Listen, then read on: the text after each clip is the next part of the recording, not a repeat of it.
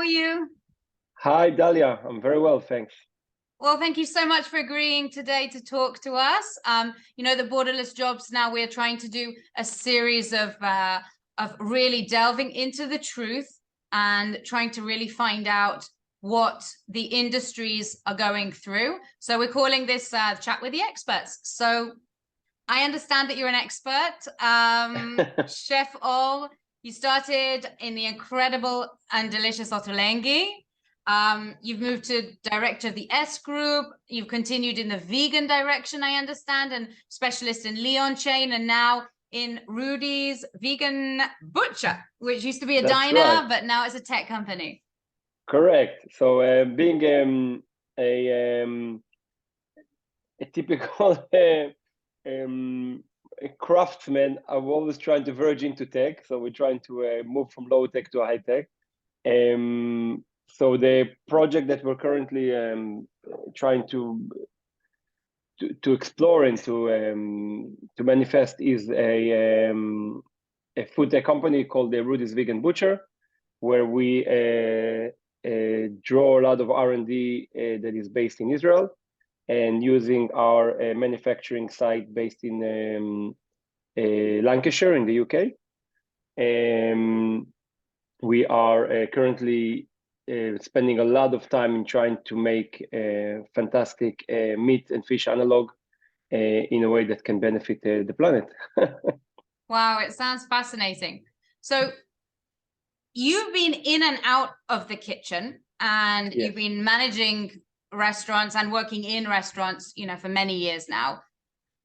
When you are looking to recruit new staff and you're looking to interview staff, what are the qualities that you look for today when you're going through the recruitment? So if you're coming back to the restaurants, as restaurants are relatively low skilled industry, it does require the high skilled people in terms of integrity and reliability. These are the two most important things. And as I used to have several hats, but if I'll put my ex-chef hat, you'll always say as a chef that you can train any person who doesn't even speak a word of your language to be the next best Michelin star chef. You don't really need any previous knowledge in order to become a chef or a great restaurateur. You just need to be reliable, and you need to be hardworking. And Wow.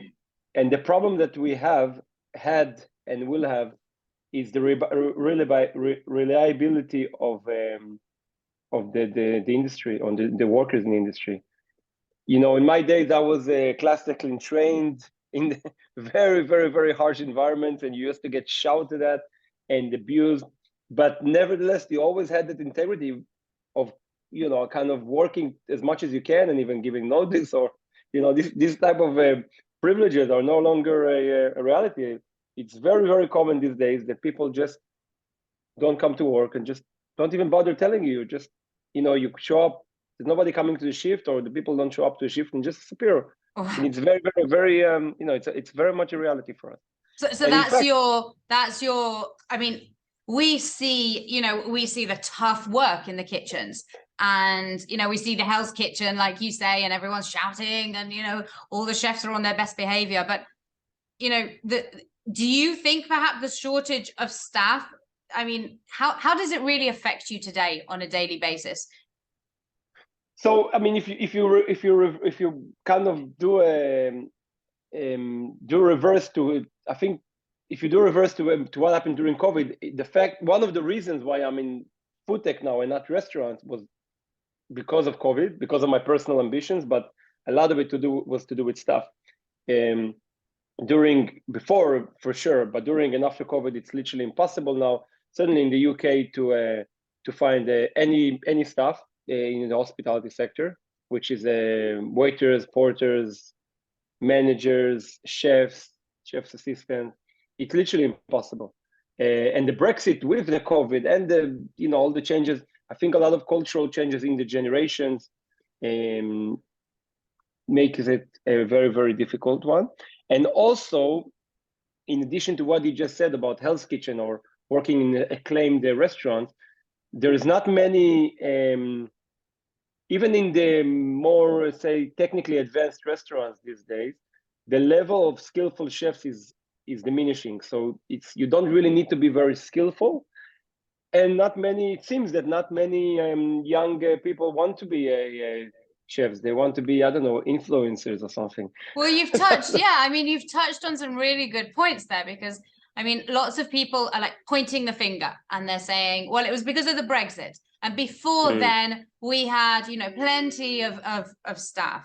Or it was because of the COVID, when now people don't actually want to leave their house because they're getting paid enough by the government. So, I mean, can you put your finger on when you really started to kind of feel or experience that actually it wasn't like, you know, you see it in the movies? I think it's a change of generation, to be honest. I think that's really the narrative, that our society have changed. We you know, we're much more of a technology-based society, and people don't want to be a craftsman. It's a dying trade. If it's chefs or plumbers or engineers or what have you, it's just the reality, and it's okay, because as you know, as a society, we need to adapt to that. So you're basically saying a bit like what you did, in effect, where you're actually admitting, you know, that you were in the workforce, you were working, and then you actually took yourself out, and now you're managing, but you're actually managing the staff who you would have managed yourself. And I'm moving to somewhere that is more technology based, and definitely lab based than and skill based. So you think that this is kind of more attractive now to the young person that's finished school, finished university, whereas in the past they would have gone into the hospitality, working hard in the restaurants? I mean, we always have this vision, you know, you go to a restaurant in Italy and the chef is, you know, like a 70-year-old guy who's taken over from his father, and it's a respectful position. But you're saying that now people are like looking at that saying, I actually can just be an entrepreneur and I can just manage other people instead. Yes, there is that, but also the restaurants industry is not a lucrative industry anymore, and it's nothing to do with it's not just to do with the skill. And in reality, I'll tell you, I mean, one of the problems is the fact that you cannot trade any more cash. This is it's maybe not a lot of people talk about it, but for restaurateurs, that became a huge problem. It's all digitalized, so they can't. So you're saying it's like not attractive for the staff to be able to work there today? No, it's not attractive for the restaurateurs to even have restaurants these days. This is wow. Separate. It's a separate wow. Problem. Okay, well, I think that's a huge thing in itself. Okay, but say we were to continue in the perfect world where Chef Or is responsible now to fixing the shortage crisis of all of the restaurants and the bakers and the hospitality caterers. You know, do you believe in the apprenticeship policies that the government is trying to install now? Well, we are about to take an apprentice in our factory, so I think I would like to believe it. Yeah, I mean, I think it's a good and honest scheme. Right. I don't know if I hope to see the results from this, but I think it's a step in the right direction. But you must agree with me that it's not an immediate fix; it's a long-term fix. So when you've got staff, it's also very canvassed. It's very canvassed. I mean, you probably take 50, again, it's not from experience; it's just from common sense and life experience. You probably take 50 apprenticeships, maybe 10 of them will show up, and maybe one of them will be a manager at one day. And so it's not a solution. I don't think it's a solution. And I think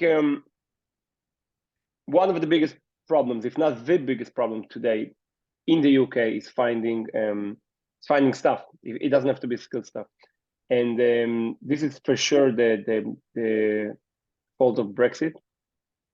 And I think we have to find a solution for that. So if we were to consider, for example, so you're aware that Borderless Jobs, what we do is connect directly employers with overseas workers. And what we're seeing with our overseas workers is that they are so dedicated to actually, you know, leaving their country and coming to work in the UK, and they know that they have a working visa that can be for up to 3 or 4 years.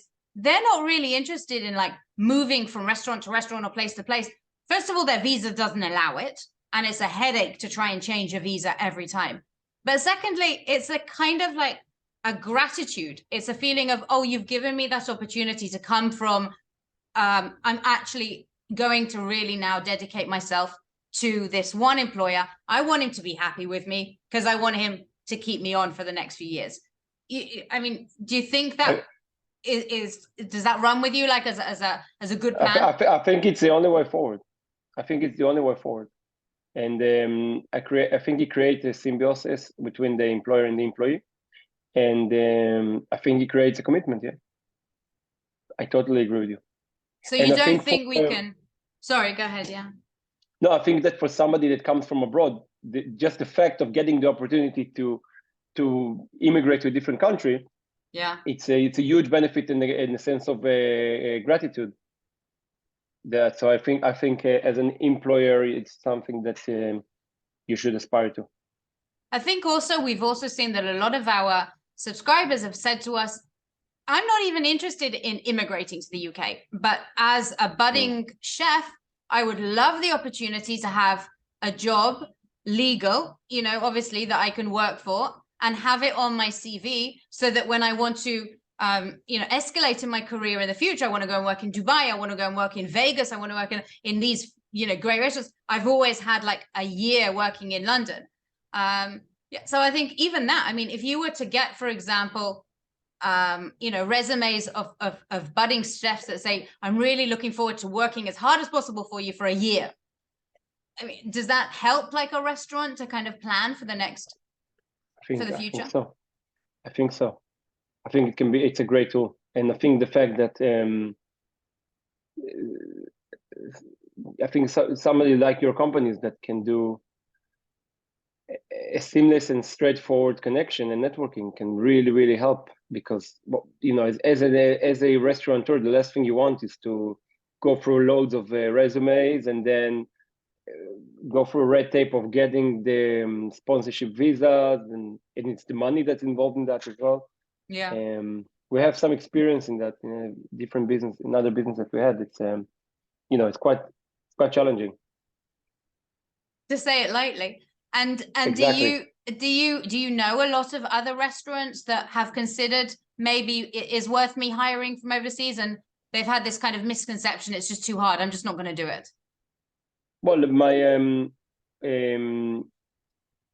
so in Vegan Butcher, with the founder of the Vegan Butcher has another business, which is a French patisserie business in the UK.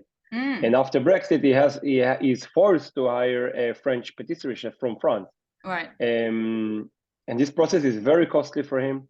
And to get the original facility in order to enable them to hire a French chefs, it was a very costly and time-consuming process. And yeah, so I do have some knowledge on the challenges and frustration that you have, something like that. So finally, if you were to speak out now to some of the job seekers from abroad and they're looking for tips, what could you give a foreign baker or a foreign chef who's looking to come to the UK and look for a job? I mean, if they were to be face to face with you as the future employer, what would you be kind of looking for in I think definitely, Omid, honesty, and a sense that you can be trustworthy. And I think I will definitely attach a picture to that profile, because you know, the face reveals so much of the personality, or at least you'd like to think so, right?